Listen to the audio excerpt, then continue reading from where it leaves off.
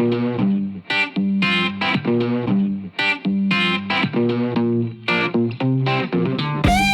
everybody, Dave Clark, aka The Pattern Guy. Hey, I'm in the pattern shop today. I'm only going to do a real quick little video tonight. It's actually later. I picked up something today I want to show you. And then something else happened this week too I want to show you. So I'm going to do this quick little thing, and then I'm going to keep the camera for a little bit, and then I'm going to do a regular video also. So I just want to open it up with this. Let me show you what I found. What happened was a guy, an acquaintance of mine,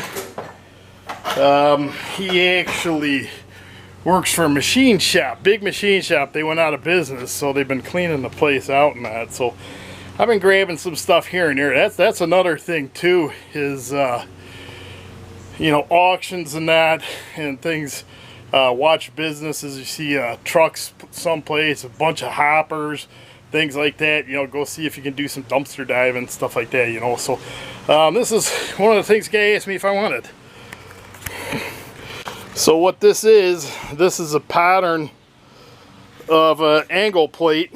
Okay, so they made this pattern, and they ended up just getting a casting for it. They only needed one of these things. So, but I want to show you how it's constructed. The reason I grabbed it was I wanted to possibly use the lumber out of it. You know, that's another thing, especially if you're just starting out. You know, you can get it where you know, there's some big chunks of lumber, you know, you could use it. But getting into this thing here, this is why I wanted to show you. I mean, they must have been doing this for a buddy or something and just found a bunch of little like scrap stuff. And I mean, I've never seen it. To me, this would have been a big waste of time to you know, glue all this wood up like this. And you can see here how like thin this piece is here, and there's like 3 pieces. So this must have been something that, you know, buddy did for a buddy or something, and just, you know, did whatever. So it's hey, hang on a sec, yeah. Okay guys, sorry about that, I had to answer the phone. Alright, so get back to this thing here. So this is an angle plate for pattern for an angle plate, but just looking at the way they did this, I thought for sure, I mean, this is 2 pieces. Looks like oh no, actually it's 3 pieces here. So it's just really not worth my time. So this is the one thing I was telling you about too, right here, here's a wooden fillet here. So there you go, that's made out of wood. Alright, so there's a fillet all the way along there, and then they've got some smaller pieces up here and that, but it's you know, for 1/2 quick casting. Look at this is a big wood fillet right here. And that, you know, it's pretty cool. You know, like I said, it's new guys just starting out. You know, it's if you could grab something like this and use the lumber. Yeah, this is a one. This, oh, actually, that's 3 pieces too. So for me, that it's just not worth my time to take this thing apart. So unfortunately, I think this one's destined for the fire pit. So speaking of the fire pit, here's another thing. Let's go down into the backyard. And here's the neighbor's dog. That's Rocky. Hey Rox, how you doing, buddy? How you go, big guy? So we had a lot of rain last weekend, and we go down here, and here is my bridge. Okay, so see the creek here, it's called a wet weather creek. Actually, this is pretty full. For usually this thing, it's dried up a few times, but usually there's barely any water in this thing whatsoever. But we had water flowing over the top of this bridge here.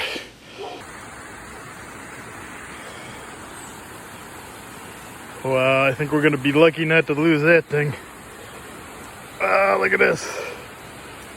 Right there. So it's this thing's been struggling for quite a while. I didn't build it correctly in the first place.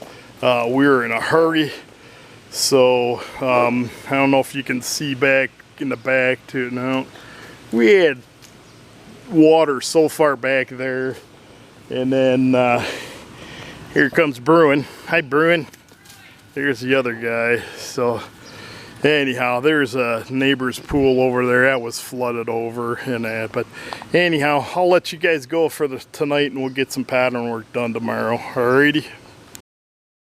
Okay, guys, it's another day here. Actually, it's quite a few days later than what last time I got on the camera, and sorry for the long absence here too. I did a little bit of an intro here, so it's kind of going to be a little messed up here. So anyhow, I just apologize. I haven't been getting videos out. Just been super busy. Okay, I got a couple things going. I did do a job during the week, but it was a guy that this is a little quick job. It would have been nice to show you guys, but the guy didn't want me to film it. Okay, so he doesn't want it, and I got to make some castings. It would have been kind of neat to do the castings with you guys too, but unfortunately he doesn't want to do it. So sometimes that's going to happen. I don't want to get stuff out just to get stuff out, but I know you guys haven't seen my beautiful face in a little bit. So one of the things I'm going to do today, it's Saturday, hopefully get this done tomorrow, see if Joe can get this on tomorrow. One of the things I'm doing here real quick, I got to go up to the foundry tomorrow.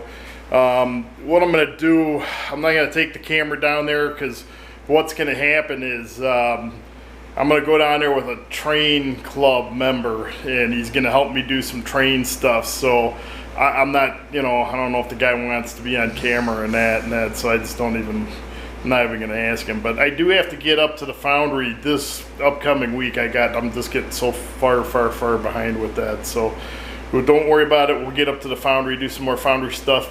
I'm going to show you a job I'm working on right now. Just real quick thing. Going up to the foundry, you've seen where it's, I don't have those ears or the little locators for the mash plates. Okay, so I'm making those. Let me show you what I'm doing here, okay? So I got, what I do is I take this 1.25 inch wide, and it's 1/8 inch thick steel, okay? That's just cold roll steel, and like I say, you get like I think I get like a 24-foot length of this for like $12 or something. It's very inexpensive. So anyhow, what I did was I'm trying to do these all standard, okay? So I'm doing them 5.5 inches wide, and I'm just bandsaw cutting them. I'm not, it doesn't have to be perfect, okay? So the best way to lay these out is you start out, you get a center, okay? So I have my center. This is where I'm going to be putting my 5/8 hole in this stack, okay? And then I'm going to make the slots in this stack, okay? We're going to slot these, okay? So I should have, how many of those are there? 5. So I should have 5 sets of these things when I'm done, okay? And then what you do is you find your rough center in between the two. All right, and like I said, this is the part that I want to make standard. I want to make sure this is 2 inches, I believe. Let's just double check this. I just laid this out here. I should have showed that. Okay, it's 2 inches. Okay, so what you do is, this 5.5. You get your center, put your center, and from the center over 2 inches, center over 2 inches. Okay, so quick math here. All right, you got roughly 3/4 should be left right there, right?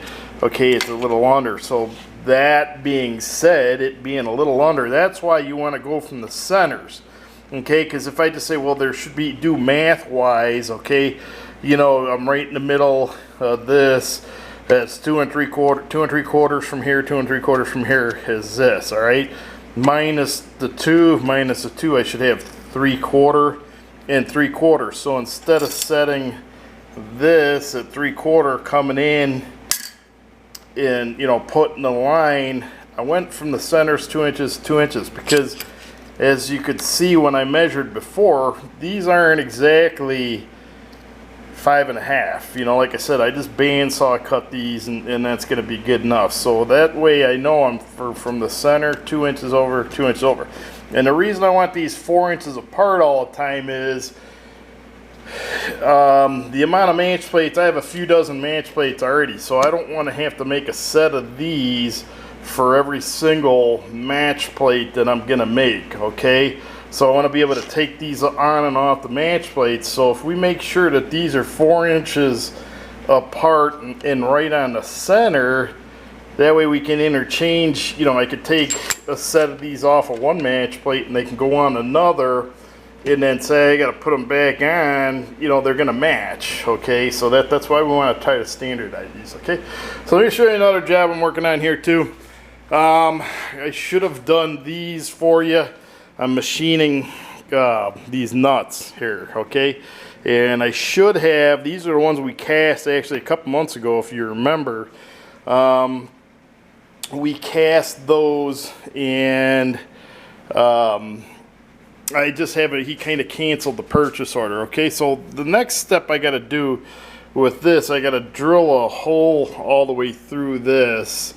I got to drill a 3/4 hole. Okay, so what I did was, and I should have started doing this with you guys. I promise I'll start doing. I just didn't want to get into machining too much just yet. Okay, so I got this far. I got to do this. Well, I got 12 of these to drill and tap. So what I did was I set this up where I can just put this in here, and I'll be able to drill the hole in here, 3/4 inch hole, and then I can, you know, start a tap in here, and then I gotta finish it like in a vise. So I'll show you how to do that real quick. At least you'll know how to, you know, do that, and I'll show you how to do that in a minute. Let me show you real quick. I'm gonna set you guys up on a tripod, and then we'll get over on the drill. I'll show you how I drill these plates over here. Okay, hang tight for a second. Okay guys, a couple things in doing this. Okay, if you can, find one, find a little vise to put on your drill press. Okay, that's the best way to do things. Like, I primarily do wood, so usually I don't, you know, have to put things in a vise, and if I do things, a lot of times I do it on a milling machine. Okay, so a couple things with this. What we're gonna do is I'm gonna stack 5 of these together. That way I only have to lay 2 of them out. Remember, we're going to do 5 for just the straight 5/8 hole, and then we're going to slot 5 of them also. Okay, so we'll be able to drill this hole straight through here, all 5 pieces at one time, and then I'm going to come over here and drill a slightly smaller hole for the drill holes, and then we'll have to individually countersink those. Okay, so one of the things in using this vise, there is a little slot in the bottom of it, but I got to drill all the way through these smaller drill holes also, so I don't want to drill through my vise. Okay, so being as we're in a wood shop, I got a parallel piece of wood. I'm going to use that, you know, like as a sacrificial piece. Okay, so I'm going to put that on top. Okay, now the other thing with this is these are all hot roll steels. It's not that consistent. These aren't really, you know, you couldn't mic these, and they're going to be out quite a few thousands each. Okay, so if I just put these in here, tighten this vise up, 1 or 2 of them is going to be loose in there. Okay, because they're just varying width that much. Okay, so what I do is, and this is something for, this is a trick we used to use when we used to do like a lot of production, like casting production runs at Aero Aluminum, you know, here and there. So you get a little chunk of cardboard. Okay, now I have done this for more accurate things also. It's not the best way to go about it. Okay, but this is, it's got to be accurate but not. Okay, so you know you're going to be okay doing this. The most important part when you do this is the back of the vise is stationary. Okay, and the middle piece moves in and out. That's what you tighten everything with. All right, so basically you want to make sure that you don't put the cardboard in between the fixed piece and the pieces, alright?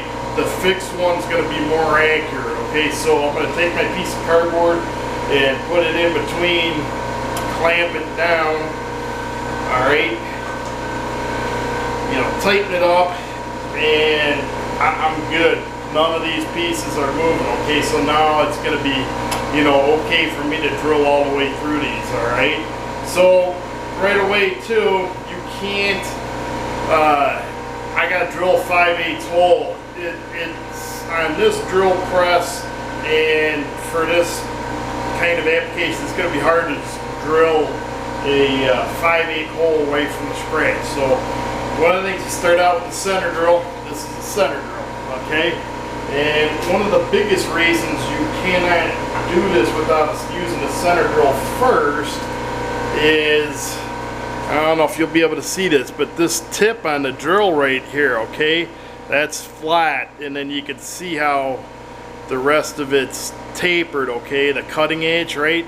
So this little flat spot right there, that little 1/8 inch, that's not going to cut anything, alright? So we got to make a smaller hole through here first in order for this drill to go through here, okay? Now, if I was drilling a real big, like, cast iron mold or something, or whatever, I was on a bigger drill press, I could start with the countersink and then start, once this gets started, you can drill. And most of the bigger drill presses and that, they'll have like automatic feed, so, you know, that'll press this drill through, okay? So anyhow, you're going to start out with your center drill, and usually center drills and countersinks, you usually run at a slower speed than your drill. This drill press is like a real pain in the butt to change the speed, so I got it set on a speed that I just pretty much, you know, use for everything, right? Yep, so we can plug this thing in, hang on a second.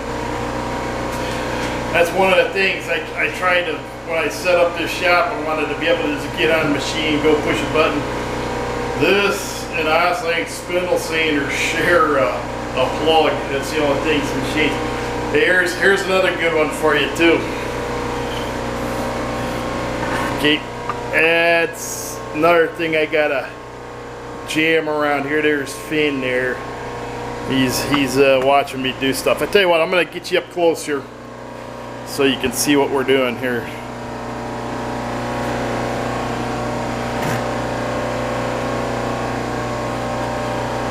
Alright, so like I said, this, I don't have the different speeds.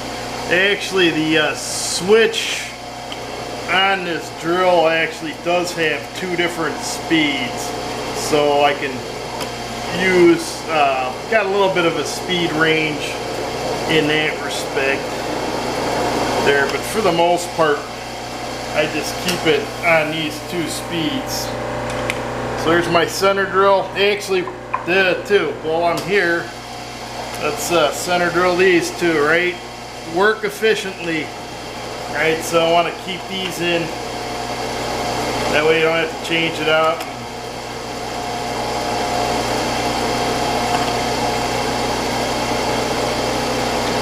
Okay, another thing is I probably should clamp this down to the table, but like I said, this isn't like a huge accuracy thing. So this thing's moving a little bit, but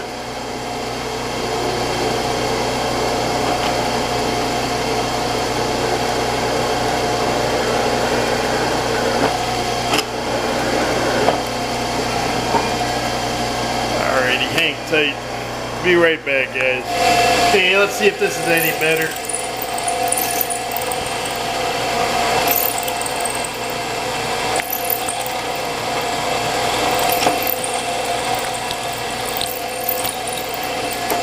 Goes one.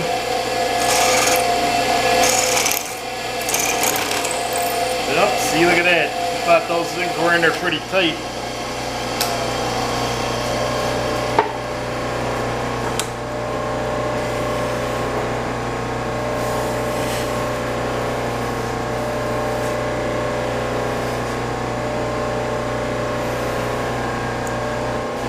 Okay, let's tighten this handle a little.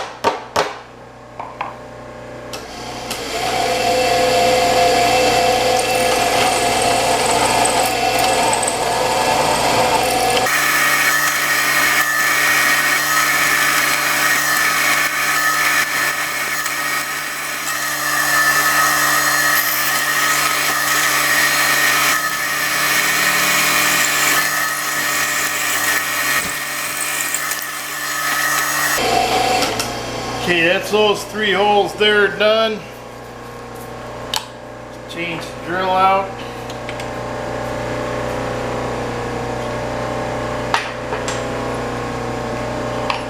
Put the 5/8 drill in, and I think we're going to have to raise the column up a little bit here.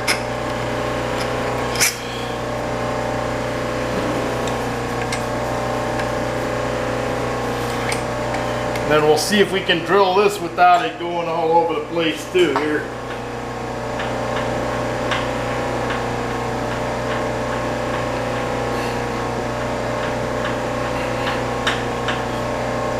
Alright, let's see what we can do with this. Now here again, always hold on to this stuff. This can get dangerous here, okay? Actually, here's a little trick I'll show you. Just take a regular clamp, like that, we'll do this. That gives me a little leverage. Alright. And you can do that with just the workpiece itself too, alright?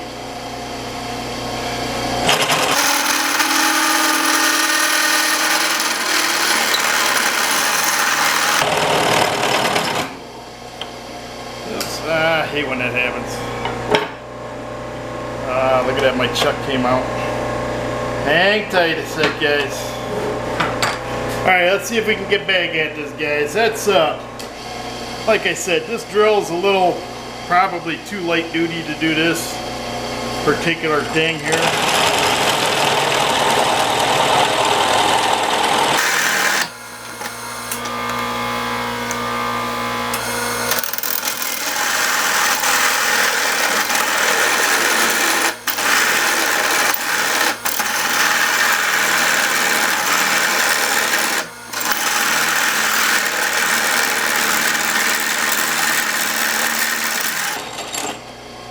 Alright, I'm going to take this one off because it's going to start getting out around here.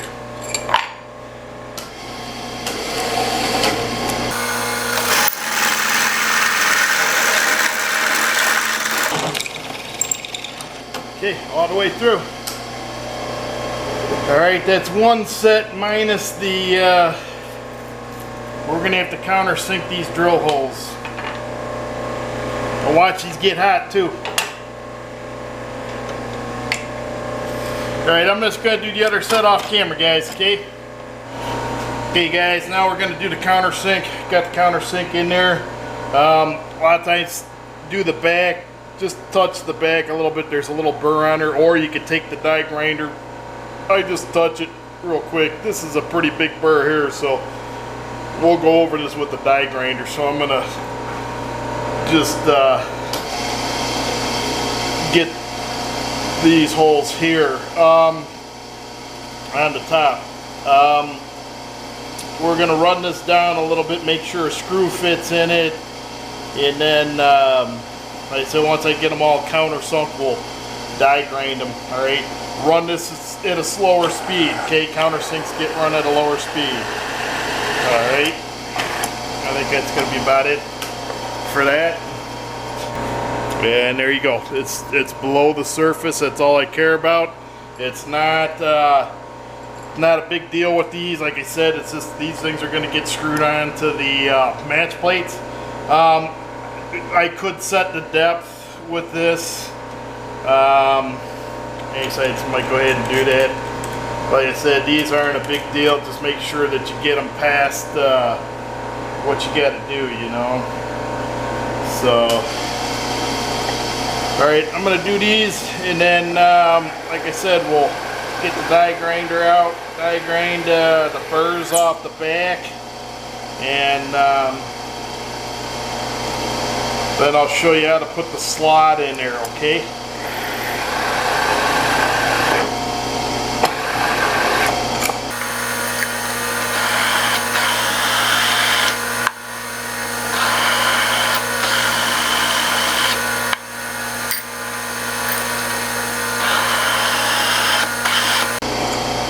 Yeah, what this is too, it's not a big deal. It's probably not the safest thing, but instead of having or winding the column all the way down, I'm just jacking that up a little bit, and that lets me get my hand underneath here too. If you feel uncomfortable holding on to this, because this will grab, it'll whip like that, okay, it'll go quicker. It can cut you if there's a sharp burr on here. So especially if you're just first starting out, get a pair of vice grips on there, or whatever, something to hold them, okay, because if that grabs, it'll take off. You know, I got old rough hands, and like I said, I've been doing this for a while. Okay, one of the things I said in one of the old videos is stick your fingers in holes. Okay, you're going to be tempted to stick your finger in a hole so that it doesn't, you know, crank. Guess what? That thing takes off on you, your fingers in that hole, you're going to be breaking a finger or missing, you know, missing some skin on that finger too. So keep your fingers out of those holes. All right.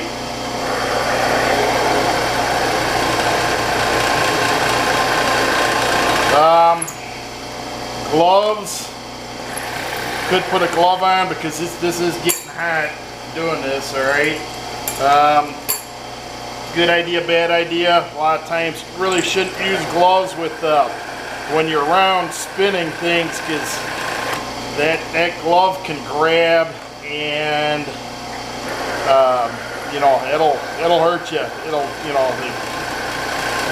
say that piece starts spinning around, grabs your glove. If I told you, you guys met my dad in the one thing, the one video I did, you met my dad, and if you look at his right hand, he's missing a couple fingers, and that was from, he had a router, you had a router arm, router up here, he had a big bit in it, he had a glove on, that glove caught in there, and pulled his hand right into that router bit, cut a couple fingers off. So I don't advise wearing gloves. I wear gloves when I work with plywood, or if I'm rough cutting stuff, running things through the planer, or across the table saw sometimes, not too much, but you know, just when I'm kind of handling stuff, I try to stay off the machines with gloves on, you know. So especially if you're going to be around stuff. There is a danger, you know, if I'm planing something and, you know, there's like a big chunk of wood, you know, like peeling off or something, it could catch your glove and yank your hand into the thickness planer. You know, that wouldn't be a good sight there. So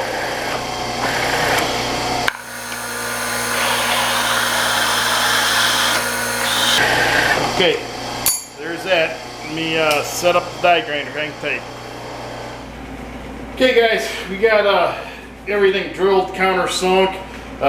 Next step I'm going to do is I'm going to deburr. Let's get a right angle grinder, little disc in there, okay? I usually have like 40, 60, 80 grit. This is 80 grit for steel. Just telling you about gloves. I will use gloves. These are still hot from doing the countersinking and stuff. So I'm going to use them just so I don't hit with the pad and that. Plus they're still hot. But I'm not going to have a, you know, that's not strong enough to yank my finger and bust my finger, alright? So we get started with this. We'll get going. Hang on a sec.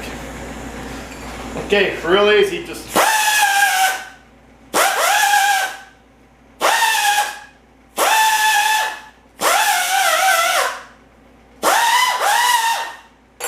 easiest way to do it.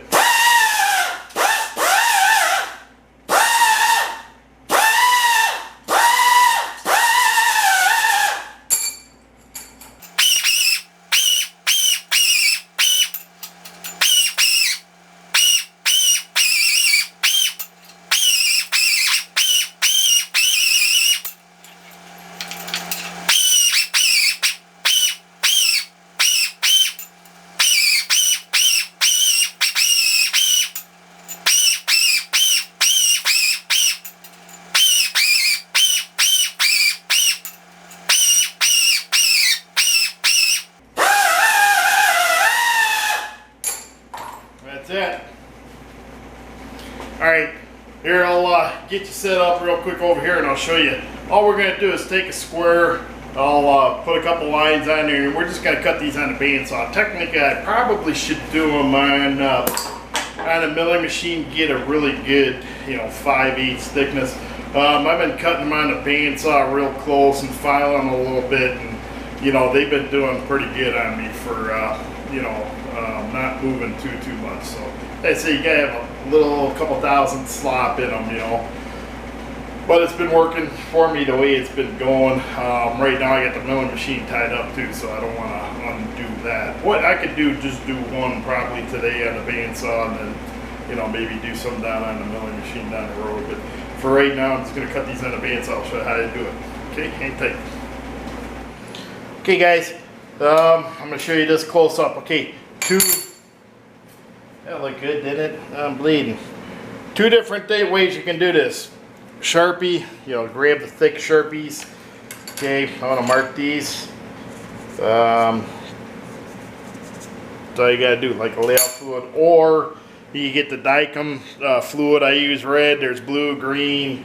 I just always get the red one. That one takes a little longer to dry. I usually do that for little bigger, jobs at little more acre jobs. I mean, I use this for acre jobs too. This does a pretty good job too. So we're gonna do that, and then all we're gonna do is we're gonna take a square. I got my little one here somewhere, but I can't see it right off the top of my head. Just come up to the tangency at a radius. Okay, and then scribe a line. That's all you gotta do, real easy. Okay. Scribe a line. Alright, now let's take this over to the bandsaw and I'll show you how we're gonna cut this out, okay? Okay guys, we're over here on the bandsaw. What I'm gonna do is I'm gonna try to get this as close to that line on this side as I can, okay? Basically I want to leave the line, alright?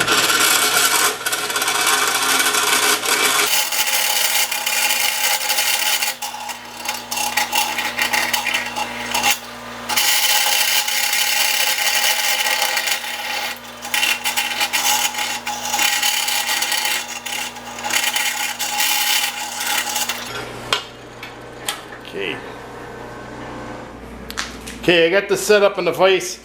I'm going to do a little file real quick.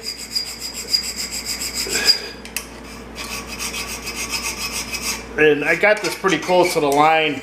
If you saw, I was kind of using to get used to doing this stuff, I was actually using the saw as a file a little bit. So I got my 5/8 drill, and look at that, man. It's actually a little bit loose, but that's what we need. So that's it. There's your slot side, and like I said, we just drilled the other ones for the regular, right? So, all right, hang on, guys. All right, so there's a pair. Oops, there you guys earlier.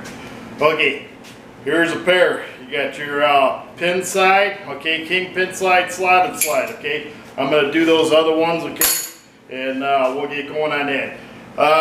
Like I said, I gotta go down to the foundry tomorrow. I don't want to take you guys down there tomorrow because it's I got a club member coming with me, and I'm not sure where he's at with getting filmed and that. So it's just, and I want to show him things and that's all. I don't want to have to be making sure things are done on the camera and all that stuff. So I showed you the beginning of this one. I hope I can't remember everything I showed you. I remember showing that one pattern, all right, and how the way that was glued up and that. So, which kind of gets me into, we haven't done a chalk talk in a little bit.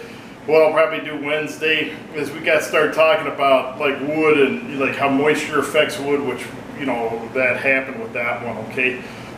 Things like that. So we'll get you into some woodworking a little bit, okay? So, like I keep on saying, I hate to do this to you guys all the time, but I got to get to the foundry to do things. So I'm hopefully going to be getting up to the foundry, doing a lot of stuff. Weather is going to start. We got another month of hot weather. August is usually hot up here, so September, October, hopefully we're going to get up there a lot and knock a bunch of stuff out, start getting caught up with stuff, okay? try to do that. That one big job, it's still sitting on the table saw. It just keeps, you know, I was supposed to get that a long time ago. The guy customers thought for sure it was gonna go, you know, so it's still sitting here.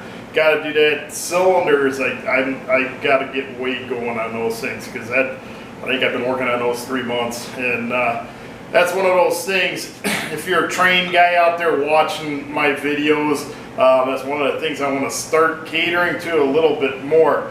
However, I got to make money, okay? And for me to take a long project on like that, and I'm not charging the guy, you know, as much as a regular customer, I got to make it worth his while, and it's something I'm interested in too. So it's a thing where, you know, those kind of projects, you know, they always have to go on a back burner, okay? So I know I only got a few guys listening to me right now, but I told you I do a lot of stuff for Banning Locomotive Works, and you know, right now I just read something on him the other day on, you know, one of the Facebooks or Twitter. I don't have any accounts on those, but somebody kind of was poo-pooing Jesse and Banning Locomotive Works for lack of getting castings. I'm telling you right now, guys, it's you know, the guy does as best as he can. He's waiting for me to get this pattern done, you know, things like that. So it's a thing where it's you know, the hobby craft guys are kind of second string for pattern shops and foundries and that. You know, foundries right now are so busy. I have never ever seen foundries so busy, and it's because of the lack of, I think COVID hurt a little bit. One of the biggest things is they're saying they can't find people to work in them, and foundries suck. You know, they're hot, they stink, you know, you get sand all over you, there's chemicals all over the place. You know, they're not a good place to work. You're not gonna, no one's gonna work for you for $8 an hour. You know, so these guys got to start paying. The foundry people, it's notorious, they just do not like to pay. They don't pay pattern makers. You know, I should be getting a lot more for what I do too. But, you know, so there's a thing, you know, it's, right now, like I said, foundry work, that's why a lot of guys, I'm trying to get guys interested in doing this. And it's one of those businesses that's hard to get into because there's a lot of upfront costs. Right, there's a lot of terrific guys out there showing you how to make homemade furnaces. Technically, the furnaces are nothing. They aren't. It's just, you know, a tube of gas, you know, with air blowing into it. There's your furnace. You know, round garbage can with, you know, fire cement in it. You know, high temperature fire cement stuff. They're really not much. You know, so things like that you can do. But once you get into molding machines and things, you know, that's getting a little bit more expensive. But to get started out like me, you know, I got lucky, I got some school stuff, you know, but guys, you can get, and you're doing, and this is why I'm doing this, you know, I'm trying to help you guys get going in this business, all right? We need it hugely, okay? And it's just, you know, you can make some money in this business, you really can if you do things right, you know, so it's what I'm trying to help you guys do. You know, keep with me, you know, tell your buddies about me, I'd appreciate it. I need some subscribers. Everybody that has subscribed already, really, really appreciate it. You punch the like button a little more, help me out too here. Like I said, I want to keep this going, okay? So with that said, we're going to get a Chalk Talk next week with just woodworking. I have 2 woodworking projects coming, actually 3 woodworking projects. I think I showed you my bridge, okay? Ordered the lumber from that. I'm going to call the guy, see if I can do some filming down at the lumber mill. I don't know if he is, because there's Amish guys there. They don't like their pictures taken in that, so we'll see what happens there. But I got to go get that stuff, so we'll make a project doing the bridge, and then that's a little construction woodworking thing, and then my one buddy Dave, it's an electrician, we were cops together for a little bit. He was a full-time cop. I just volunteered there, but he was a full-time cop, did electrical on the side, and I volunteered, did carpentry on the side, so him and I did a lot of construction together in the old days, you know, 20, 30 years ago. So Dave, he's retired, and what he's doing, he's refinishing. Dave loves antique stuff, antique train stuff. He's a huge train buff. So what he's got right now is a old switchboard. The young guys probably don't remember, but he used to have the switchboard operators used to pull a cord out with plugs and plug them in. He's got one of those. He needs oak door made out. So we're going to do that project. I'll film that for you. That way you get into some woodworking. And then I have started building my house 18 years ago and never finished it. I got some things to do here and there. So I actually have a couple of closet doors that I have to custom make. So we'll make those custom doors. They're unpopular. Sorry about this going here. Sorry about that. So we'll do those couple woodworking projects. Is a little bit different, you know, but you'll see some woodworking stuff here. So with that, like I said, please subscribe if you haven't. If you have, I really appreciate it. And with that, everybody have a good one out there and stay safe.